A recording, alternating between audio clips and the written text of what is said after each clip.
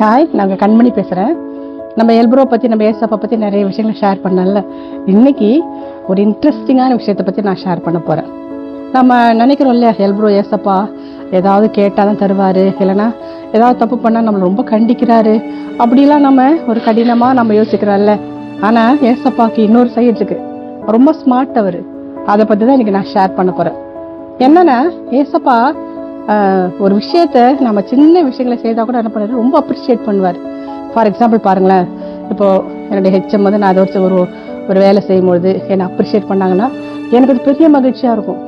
நான் ஒரு ஸ்டூடெண்ட்டு, பரவாயில்ல இப்போ ரொம்ப நல்லா படிக்க ஆரம்பிச்சுட்டே அப்படின்னு நான் சொன்னேன்னு வச்சுங்களேன், அந்த ஒரு வார்த்தை அந்த ஸ்டூடெண்ட்டை வந்து அடுத்த லெவலுக்கு கொண்டு போகும். ஏன்னா அது அவங்களுக்கு பெரிய விஷயம். ஏன்னா அப்ரிசியேஷன் என்ன பண்ணுன்னா ஒருத்தர் அடுத்த லெவலுக்கு கொண்டு போகும். அவங்கள வந்து அவங்க டேலண்ட்டை இன்னும் கொஞ்சம் இன்க்ரீஸ் பண்ணுறதுக்கு அது பெரிய விஷயமா இருக்கும். அதே தான் ஏசப்பாவும். இது எங்கே தெரியுமா இருக்குது, ஒரு இன்சிடென்ட் மூலமாக அவங்க சொல்கிறேன் பாருங்களேன். லூக்கா 7 இருக்குது. எல்ப்ரோ என்ன பண்ணுறாருன்னா எல்லார்கிட்டையும் பேசிட்டு வரும்பொழுது அந்த கப்பர் நகும்ன்ற ஒரு ஊருக்கு போகிறாரு. அப்போ போகும்பொழுது ஒருத்தர் ஓடி வராங்க. என்னன்னு பார்த்தா அந்த ஊரில் இருக்க 100க்கு அதிபதி. அவர் பெரிய பணக்காரர். அவர் என்னன்னா, அவர் எவ்வளோ அதிகாரம் இருக்குன்னா, போனால் 10 பேர் போவாங்க, வான வரும் 10 பேர், அந்த அளவுக்கு ஒரு பவர்ஃபுல் மேன். என்ன பண்ணுறாருன்னா, அவர் வரல, ஏசப்பா பார்க்க எனக்கு தகுதி இல்லை, நீங்கள் போய் என் வீட்டில் இருக்கிற என்ற வேலைக்காரன் ரொம்ப வந்து வியாதியில் இருக்கிறாரு, அவருக்கு சுகம் கிடைக்கணும்னு போய் நீங்கள் சொல்லுங்க அப்படின்னு ஏசப்பாட்ட கன்வே பண்ணோன்னே ஏசப்பாவுக்கு ரொம்ப சந்தோஷமாயிடுச்சு. அடுத்த நிமிஷமே என்ன பண்ணிடுறாரு, அது அந்த வேலைக்காரனுக்கு சுகத்தை அளிக்கிறார். ஆனால் அவர் என்ன தெரியுமா சொல்கிறாரு, பாரு எவ்வளவு ஆச்சரியப்பட்டு, இந்த மாதிரி ஒரு விசுவாசத்தை இங்கே இருக்கிற இஸ்ரவேலருக்குள்ள நான் எங்கேயுமே பார்க்கல, எப்பேற்பட்ட விசுவாசம் அப்படின்னுட்டு ரொம்ப அந்த 100க்கு அதிபதி ரொம்ப அப்ரிஷியேட் பண்ணுறாரு.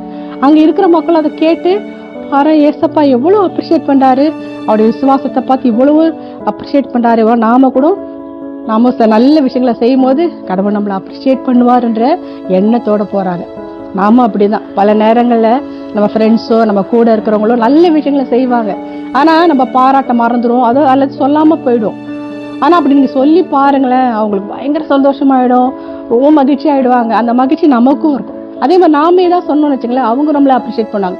அப்போ 2 பேருமே சந்தோஷமாக அடுத்தடுத்த நிலைகளுக்கு நாம் போகலாம். அதே மாதிரி பாருங்களேன், இறந்துடுறாங்க இல்லையா, இறக்குறவங்களை பற்றி நம்ம நிறைய நல்ல விஷயங்களை பேசுவோம், அது நல்லது தான். ஆனால் அவரே உயிரோடு இருக்கும்போது அவர் பற்றின இத்தனை விஷயங்களை சொல்லியிருந்தா மகிழ்ச்சியில் இன்னொரு 5 வருஷம் அதிகமாக இருந்திருப்பாரு, இன்னும் நிறைய விஷயங்களை செஞ்சிருப்பாரு இல்லையா. அதனால இனிமே நம்ம எங்கேயாவது யாராவது ஒரு நல்ல நல்ல விஷயங்களை செய்யும் பொழுது நம்ம என்ன பண்ணணும், அவங்களை பாராட்டுவோம். அந்த பாராட்டு அவர்களையும் மகிழ்ச்சிப்படுத்தும், நமக்கும் மகிழ்ச்சி உண்டாகும். ப்ராக்டிஸ் பண்ணி பார்க்கலாமா? அடுத்த வீடியோவில் பார்க்கலாமா?